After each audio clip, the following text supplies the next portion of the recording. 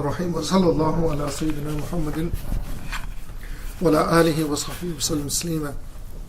كتاب القواعد مع أن توطأ عليه من العقائد. يجب لله الوجود والقدم كذا البقاء والغناء المطلق عم وخلفه لخلقه بلا مثال ووحدة الذات ووصف والفعال وقدرة إرادة علم حياة سمع كلام بصر ذي واجبات. As lines 14 to 14, 15 and 16. The Book of Basic Principles regarding Aqidah. It is necessarily true that Allah have existence, and that this existence is from before endless time, and likewise that He possess, going on, an absolute independence universally, and His being different from His creation without resemblance, and His oneness of essence, of attribute and action, and power, will, knowledge, life, hearing, speech, sight, these are necessarily true for Him. Okay. Now, you see the Mayara, he says, the author mentions here, in the introduction, the first foundation. Now, the word in Arabic is qaida. Qaida, not that qaida. It means rule. Yeah? Qaidat al-ula min qawaid al-Islam. But here it doesn't mean, it literally means found. Usually it's translated as pillars. Yeah? But the Arabs don't have pillars.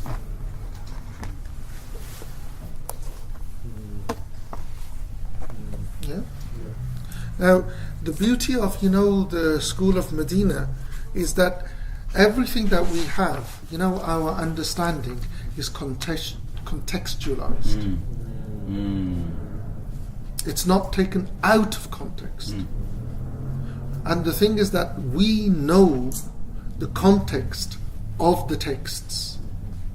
That's why you will find that Imam Malik radhiyallahu anhu will transmit the text, and then he will say, there's no amal on this. Yeah? Or he will transmit the text and he will say, this bit there's amal on, this bit there's no amal on. This bit, I've got this, you can call it my terminology. You say, we park hadiths. We never reject hadith. Without going into too much detail, why would there be a text with no amal? Because it's been abrogated. Oh, okay. There's no amal in it. It's like, wudu breaking because, you eat camel meat. There's no amal in it. The text is there.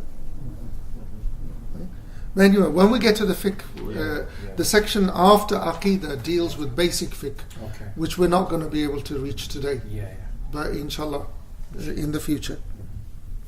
So, this pillar, I studied basic school usul from Dr. Umar Abdullah Faruqi. Now, the way he explained it to me was, he says, you need to go back to the Bedouin. Because the majority of Muslims at the time of the Prophet ﷺ were not sedentary people.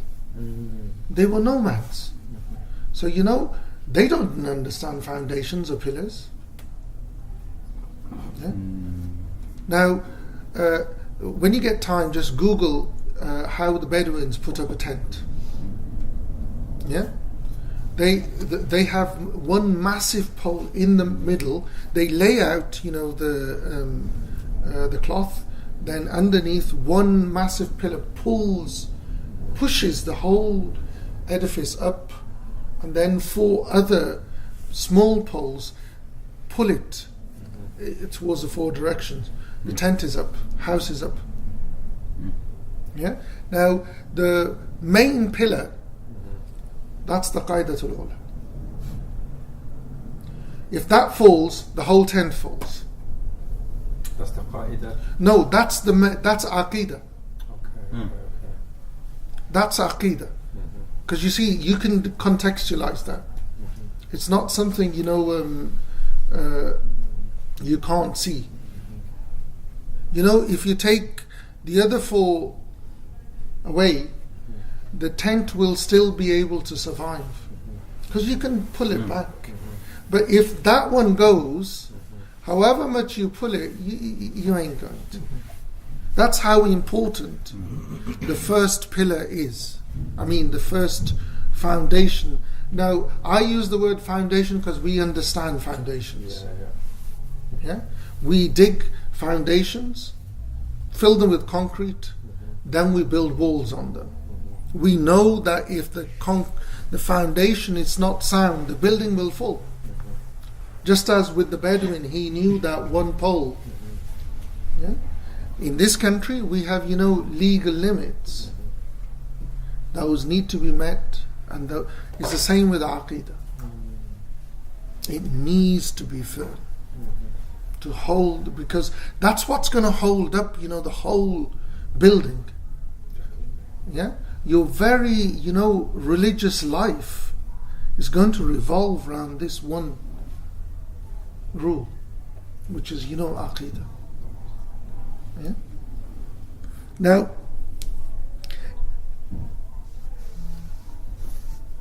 it's the first one, from the 5 qawaid, which is, the 2 shahadatain.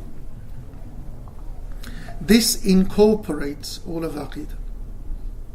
Ashhadu an la ilaha illallah wa ashhadu anna Muhammadan Rasulullah. That's what we cover. It incorporates, the arguments, and all of in the kalima of Tawheed, the statement of Tawheed, all of it, that is incorporated, and the rest are built on this. If this is sound, the rest is sound. Yeah? If this is not, then anyway, they say that this qaida is a condition shar'i for the correctness of the rest of the foundations. If this is not correct and sound, then the rest is not. And he says, just as the existence of the mother, is a shart adi for the existence of the son. Without the mother, the son can't exist. Yeah? Without the shahada, your salat, zakat, hajj, they can't exist. Okay. The first, we've already read, the translation of the i'tiqad. The translation of the poem. So the author begins with the introduction to the book of belief, which is knowledge of Allah subhanahu wa ta'ala with the attributes which are laid down as evidence of obligation. He begins here with dividing the attributes into 3 divisions.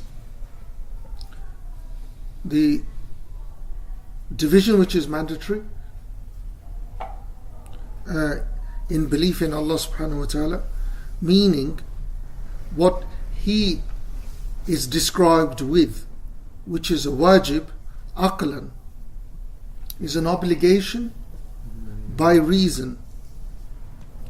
Now, how do we arrive at what's an obligation, aqlan, that our intellect cannot conceive the opposite of? That's an wajib. Our intellect just won't accept the opposite of it. Now, those are mentioned in these 3 verses. So that's what we're going to deal. The second division, and those will follow in the verses after this, are those which are inconceivable or impossible. Meaning that those are, by reason, they're impossible for Allah subhanahu wa ta'ala. Which is, the opposite of the attributes that have been enumerated in these 3 verses.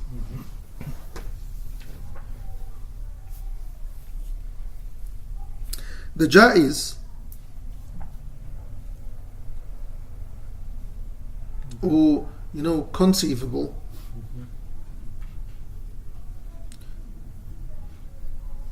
which is not mandatory, and it's not inconceivable, but it's conceivable, possible. Okay. Now, what Sidi Mayara does,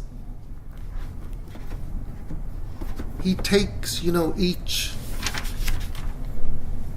attribute by itself, and he explains it. There are 13 in number. There are 13? 13. 1, 3. Yeah, 13. They're in these three verses. Okay. So the first one is wujud.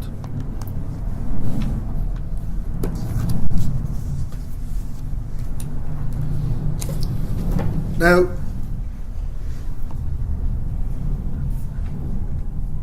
Allah subhanahu wa ta'ala is attributed with existence as an obligation, meaning that the intellect can't perceive the opposite of it. Now, this existence is the that itself.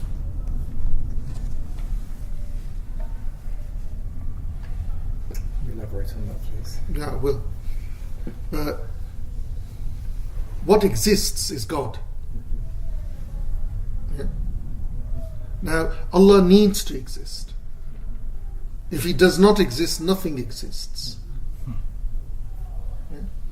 Now, with Imam Abu Hasan Ashari, this is not, an attribute. Al-wujud is not an attribute. It is the that itself. He says, sifatun nafsiyah. Yeah? It's literally the very nature of God Himself. Yeah? Now,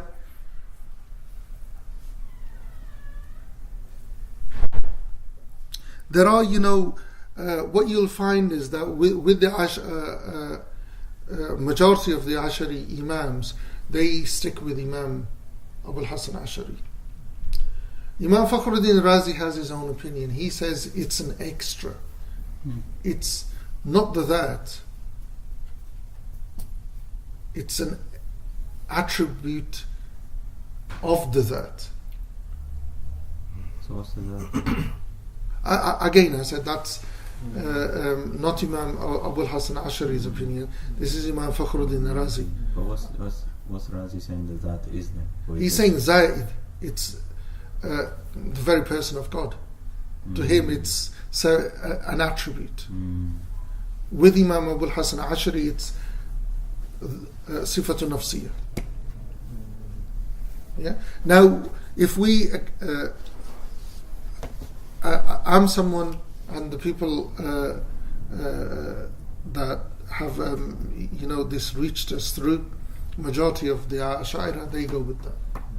It's the sifatun nafsiyah. Yeah? Now, the rest of the 12 are descriptions of.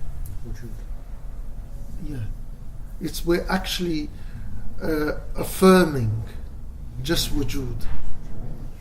That's it. It's just wujud. So the next one is qidam. Yeah. So qidam It's literally to affirm that the wujud has always been. Always. Always been. No. Don't go there, brother. Okay. What is before awal? I thought awal is that which nothing comes before. That's what I. Okay, what comes after? Al-akhir. Yeah. Allah is as He was then. Because you know Imam Junaid. Sorry, anyway, it's not relevant to this. Yeah? So, qidam is to negate the non-existence of the wujud. Yeah? Non-existence of the wujud. When we've, affirmed that wujud is, existence is, we got to negate any thought within our reason that, if there's existence, there might have been, there could be a moment, a time where there wasn't. Yeah?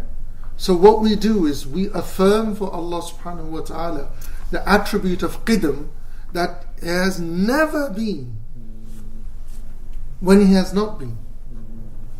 I know it's just words, but you're literally driving the point home. Yeah?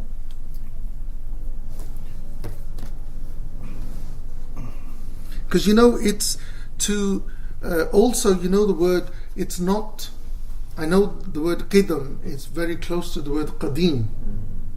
Yeah? But don't go there. Because how we use the word qadim is something that is ancient. Something that is ancient, it always has a beginning. There was a time where the word qidam it negates all that. Even linguistically. It negates it. It's always been. Yeah? Okay. So that is before. The qidam is before. Yeah? Now the next attribute, the third attribute, is al-baqa. So again, we're still with wujud. The whole thing is with wujud. So we've got to negate, it might come to an end. Al-wujud. So Allah's qidam, that's nadari, isn't it? No, it's wajib. It's wajib. But I mean, okay. It's wajib. So it's daruri. Is durur? We don't need to. Oh yeah, no, sorry. Yes, it's nadri. It's nadri. Okay. It's nadri. Yes, you're good. We come to it by reflection. Yeah. We come to it by reflection. Why we're obligating ourselves to hold this position that Allah subhanahu wa ta'ala has qidam is to negate reason, throwing this thought at us that there might have been a time where wujud wasn't. It hasn't come. Daruri is that you don't need to think. There's no reflection there. But with nadari there's reflection. Yeah? So the wujud is daruri, but all the attributes are nadari. Yeah, because they're all to do with wujud. Yeah. So baqa. Al-baqa is to negate the continuing. There must be a word. Continuity. Continuation. Eternity. Continuing. There is another word for eternity. But it's the action that is continuing. Is a point which doesn't stop. Baqa is that non-existence can't be attached to al-wujud. Yeah. So it's that Adam, non-existence, cannot be attached to existence. So thus Allah subhanahu wa ta'ala Yeah? Before and after, Adam cannot be attached. Non-existence cannot be attached. So Qidam has negated it before. Al-Baqa negates it. Ever. So 4. Al-Ghina al-Mutlaq. Yeah? Absolute independence.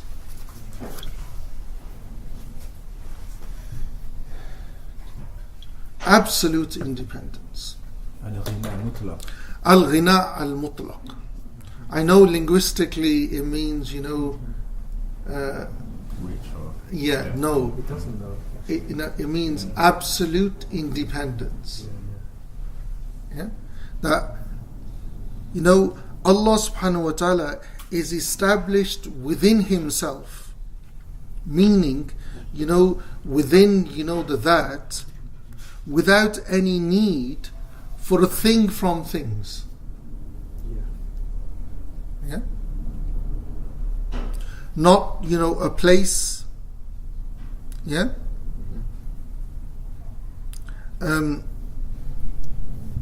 That that is in need of. So totally independent. Total independence. That he is established within himself. Yeah? He's not in need of a place. Yeah?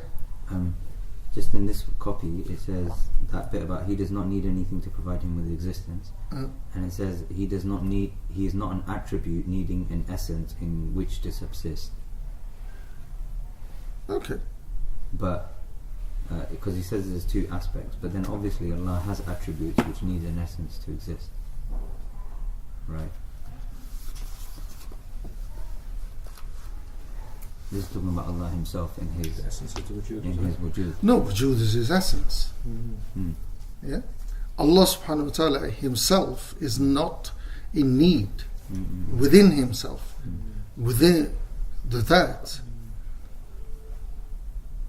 And when we mean absolute independence, the attributes are not separate. The attributes are of the that. I've forgotten your name. What's your name? Riyaz. Ayaz. Your arm, your legs. If I separated them from your torso, there'd be legs, arms. Yeah? But when they're with the torso, they're Riyaz's arms, Riyaz's legs. Is Riyaz ever found without the legs or arms? Hopefully not. No. But those arms and legs are not Riyaz. Do you see the difference? There's someone called Riyaz who has legs and arms. And Riyaz is always found with legs and arms. But the amazing thing is that, if you showed me Riyaz's face, what will you say to me? That's him. That's him. But if you showed me his arm, you would say that's Riyaz's arm. That's his arm. Yeah. But if you showed me his face, that's him. that's him. That's in English. But Allah subhanahu wa ta'ala is that. It's not a composite. We'll come to it in a minute. It's not a composite of things. He is independent, absolute. Ghina al-Mutlaq. He's not in need of a thing from things. So these attributes, they're there to tell us who we are, aren't they? No, they describe the that. Yeah, but because Allah is Ghani, then we know that we're not. No, that's what he says in a minute. He says in a minute. Yeah.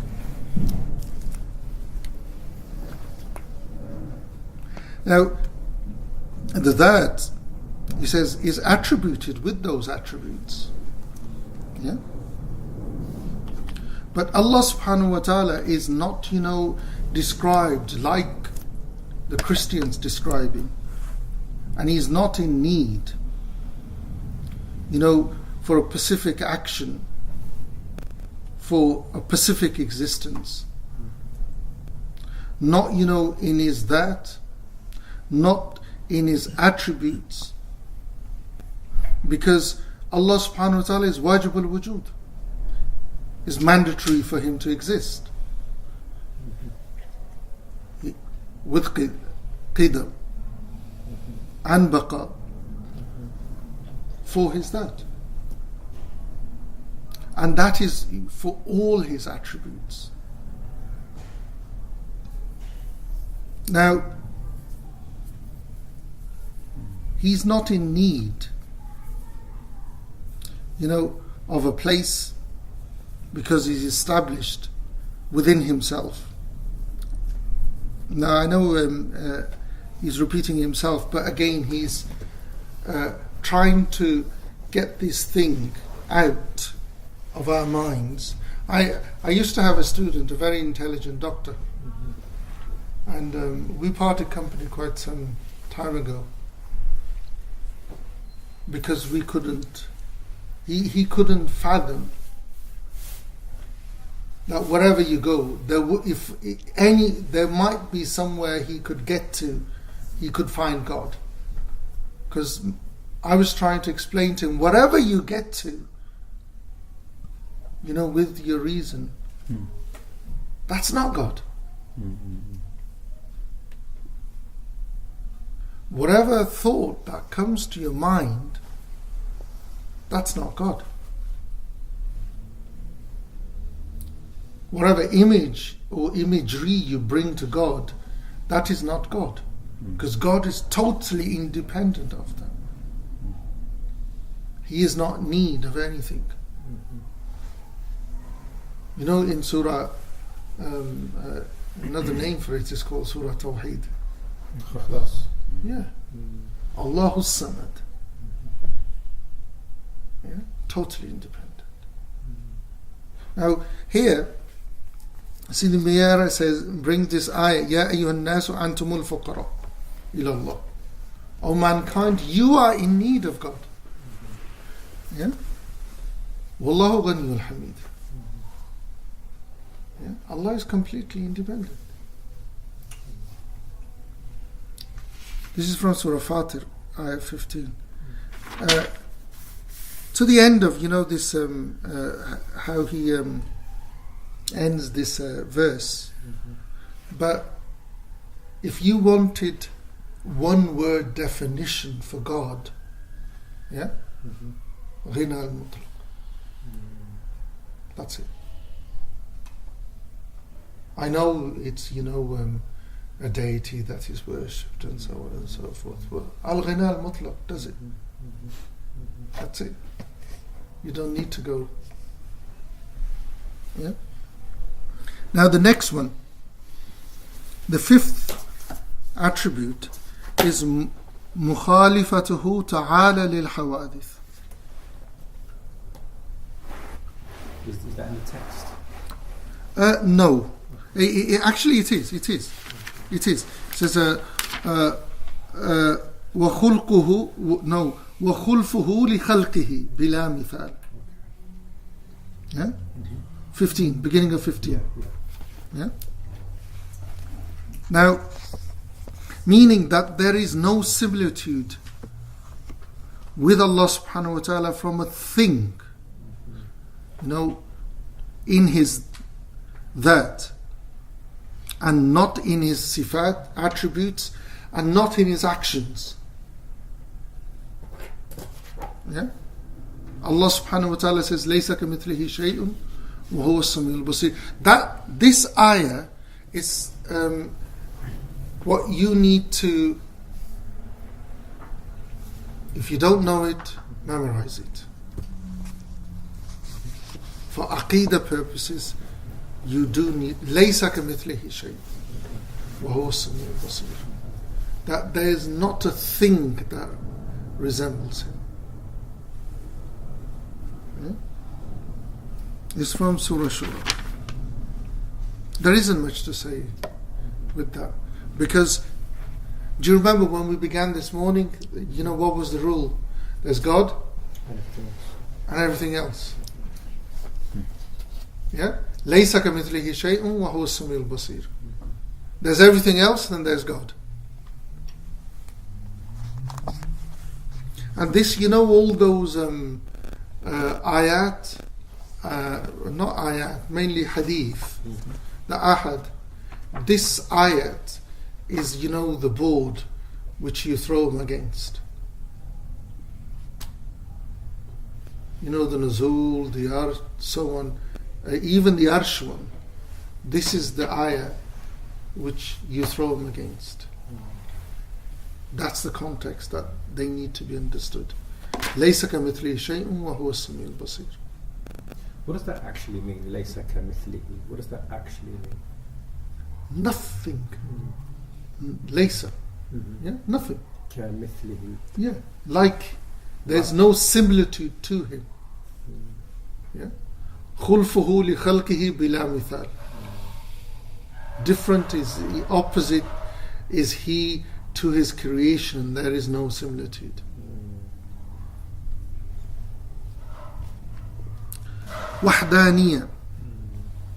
Number 6. Meaning there is no second to his that, and neither to his sifat, attributes, and neither to his actions. That his that is one. It's not a composite of that. Yeah? That there isn't, you know, other elements that come in. It's like, you know, I know we're all familiar with the Christian Trinity. Does anybody know the Hindu Trinity? Brahma, Vishnu, Mahesh. They have one as well. Yeah. It's like, you know, they say, I think Christians use this terminology, Godhead. Yeah? Godhead. Yeah. Hindus use the same. And the best I heard was a Buddhist. Yeah? What Godhead? So they have a composite God. Who? The Hindus and the Christians. Yes. Hindus have literally 3 gods. There's Brahma, there's Vishnu, there's Mahesh. And the 3 make up one. Make up, 3 facets. Yeah. And same with the Christians. So there's a composite. And that of Allah subhanahu wa ta'ala, there is no composite. It's one.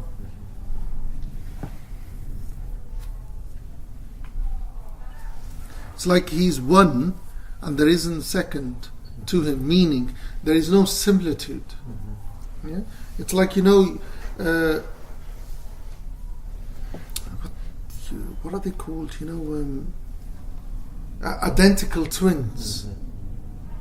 They're literally, you know, one has got divided into 2. And there's 2 beings. Yeah, but one that. No, there's 2 that's. Yeah. Now, what we're negating is that there is nothing that can be comparable to the one. There's no comparison. Yeah.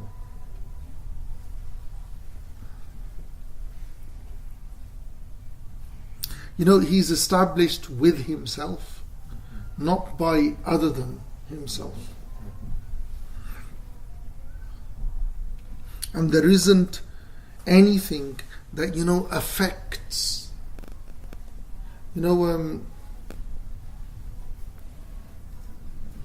I watched this ages ago.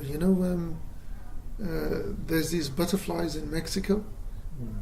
I don't know what the species name is. They've got big wings, and they say there's literally millions of them. If they all flapped, together, there will be a hurricane or somewhere over here. The effect of that. So they do something, it gets affected somewhere else. There's nothing that affects God. That's what's being, that there's nothing, no second, meaning there's nothing that affects. We get affected. Okay. Number 7. Now, 7 and 8, they're like the identical twins. But we need to understand them separately. Qudra, power. This means that, Allah subhanahu wa ta'ala brings into creation what is possible. Yeah? What is possible from nothingness, from the void. Even in the void they say there's atoms. But anyway, what we mean is there's nothing. In the Adam you're talking about? Yeah. Adam usually translates as void. Yeah. But in physics they say that even in the void there's, but there's nothing. The Adam is the lack of wujud, isn't it? Yeah. Adam is nothingness. Yeah. Now it's according to His will. Yeah. He has the power to bring into existence according to His will. That's what I was saying, that number 9, it's like the twin of number 8, irada. Huh? What's the nothingness? In that word there's a thing. Yeah. So Adam literally means shunk. Lack, isn't it? Yeah. So the huh? No, because I was just thinking, how can there be nothingness if there's... No, void literally means it's out of non-existence. Is that a better word? Yeah, non-existence. Yeah. He brings existence. It's like, when things are made now. That's talking about in a temporal sense, isn't it? Non-existent temporally, things exist temporally. Yes. Okay. Nothing exists eternally. Everything has a beginning or an end, or it has a beginning. No.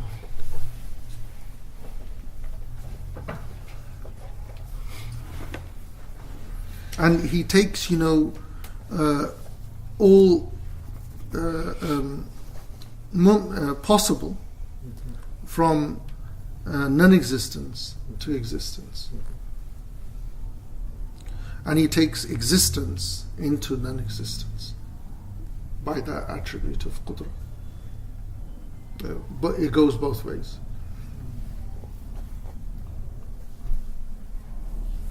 And no one has can attain muqtasab, that qudra. Irada. Now this is an attribute by which specific, possible, what are permitted, meaning that what's attributed to qudra. He wills it, He has the power, brings it. If He doesn't will it, it's not going to happen. The will and the power go hand in hand. With us, we will a lot of things, but we don't have the power to put them into effect. But with God, He wills it. Now, if He did not, have that, if He specified that He can only bring this, He can only will this, yeah, would show weakness, which is not possible. Which is not possible. Right. Ilm, knowledge, is an attribute by which, what is known is unveiled. Known to him, obviously. Pardon? Known to Allah. Well, the only way we know it is because He's unveiled it. Yeah. Of course, it's His knowledge. He unveils it through this attribute.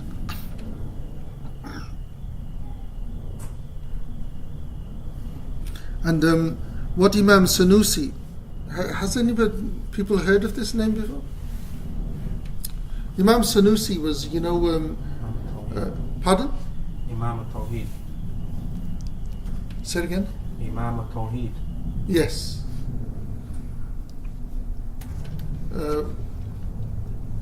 For Asharis, he was the last word. The last couple of 100 years. Now, he says that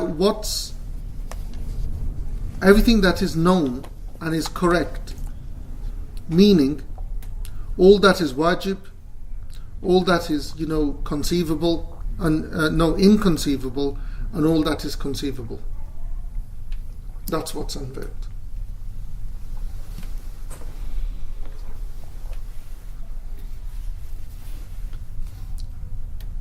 And what through this attribute, we're taken, from conjecture, doubt, delusion, into knowledge.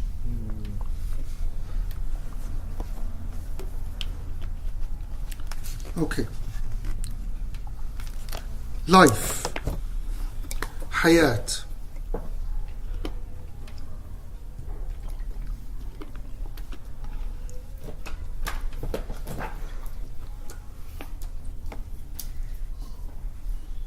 Now, we have to attribute Him this. Wujud has to be attributed this. Because we can't,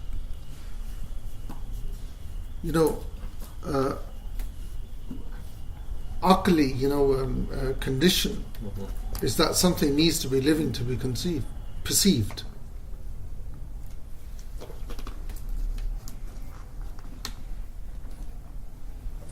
Now the other, the opposite of this would be sleep. I know we would say it's Death. Yeah. Sleep. Cause of death. Yeah. So the opposite of hayat is no. No. Opposite of hayat is death. No. Yeah. But it's an attribute by which, which is established for Him and by which He is perceived. Because He describes Himself with this attribute. We all know it. Yeah. Yeah. He uses that word known there. That's why that's connected to it. Okay. 10 and no, we've done 10. That was 10. 11 and 12. Sam'un and kalam. No, Sam'un wa basar. Kalam comes at the end because that's the one that we need to go in a bit. Okay.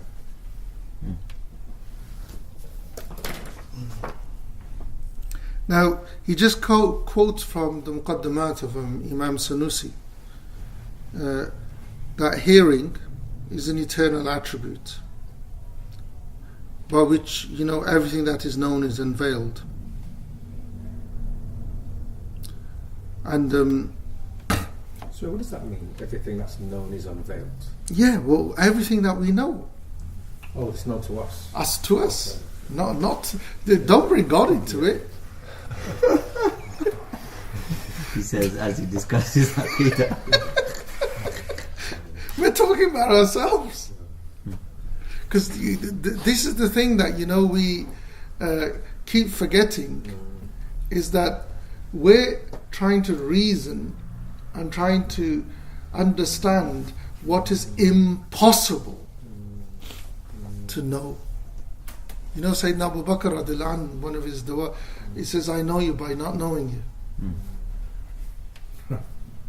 End of story.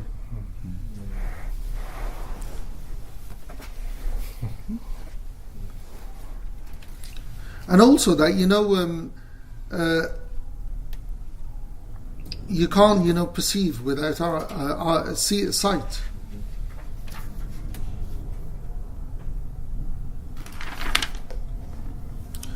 Hearing is like, his hearing is not like our hearing, because our hearing is, both of them, sight and hearing is attached to, physical organs. No, it's got nothing to do with that. Because our hearing is attached to, silent, loud, near, far, with the sights. Allah subhanahu wa ta'ala has no, none at all. Because our sight sees colours, all of that. Nothing. Keep in mind that ayah, I was telling you. Yeah, that's it. Okay. Now we come to the interesting one. So he was seeing even when there was nothing to see. Pardon? He was seeing even when there was nothing to see. That goes with all the attributes. That goes with all the attributes. Yeah? There was something that I stopped, before saying. Now it's relevant. Someone came to Imam Muhasibi. Imam Muhasibi is the teacher of Imam Junaid. And said, Sheikh, where's God? Or how is God? And he looked around and, the woman that was working in his house, he said, daughter, come here. Can you answer his question? So he said, what's the question? So I repeated the question. She said, Al-an, kama kan. He is now like he was then. No, you're up. Yeah? He is now like he was then. And that's it. Okay. Number 13, which according to the order of the verse is number 12. Yeah. Now, who drove here? Yeah, we drove. Okay. Did you see signs? When you see the signs, what do they show you? Where something else is. So they indicate the existence of something. Yeah. Yeah?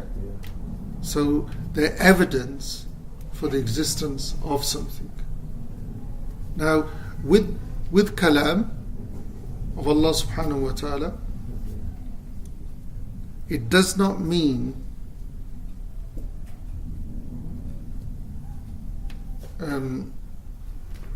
no, let me stop here. Let me ask you a question. No. For me to continue, if I ask you a question, it will clarify it. If I